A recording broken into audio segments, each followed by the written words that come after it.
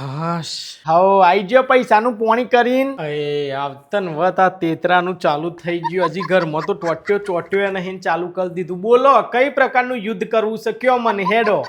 અરે પ્રિય હું તો ખાલી કહું છું આઈ ગયો સાડીઓ લેવા ગયો તો તે સાડીઓ લઈને આઈ ગયો બજારમાં એમ કહું છું હું ખાલી કહું છું. સ હાથમાં કોઈ મારા થેલી બેલી કોઈ દેખાય છે તો મને ના એવું તો કોઈ દેખાતું નહીં થેલી જેવું. તો એટલી તો બુદ્ધિ પહોંચે ને આપણને કે ખાલી હાથે આવી છે બરાબર તો કોઈ લઈને નહીં આવ્યું હોય બજારમાં હી. તો શું કર્યું બજારમાં જઈને તમે? કોઈ નહીં અમે બધા બેનપણીઓ જ્યો સાડીઓના શોરૂમમાં પછી 150-150 જેવી હાડીઓ કઢાઈ અમે. પશુ તો કોઈ નહીં 150 હાડીઓ કઢાઈ પણ એક ક્યાં ગમી ના 150 માં તે ફરીને 150 હાડીઓનો જોજ કરી અમે. અલી આ કેવું ગમી ના હાડીઓ તો પછી બેહી રહેવાનો ફાયદો હું તમે બધો તો હવાર ન જતો હવાર ત્યાં હોજ પડી તો સુધી તમે શોરૂમમાં બેહી રહ્યો બધ્યો. હા પણ એનું કારણ મેન એ હતું કે જે શોરૂમમાં જ્યો હતો ને તો બહુ મોટી એસી લગાવી હતી એટલે ઠંડુ બહુ થઈ ગયું હતું આખું શરીર. આવું બહાર ગરમી બહુ હતી એટલે અમે બધે વિચાર્યું કે બહાર જવું જ નહીં અને રહી જતું તે પેલો માલિક હતો ને લસ્સી ને આઈસ્ક્રીમ ને બધું મંગાવતો હતો અમારા માટે એટલે લસ્સી ને આઈસ્ક્રીમ ને બધું ખાધું ને હોજ સુધી એસી વાળા શોરૂમમાં બેહી રહ્યો અમે તો હાડીઓ ફેટ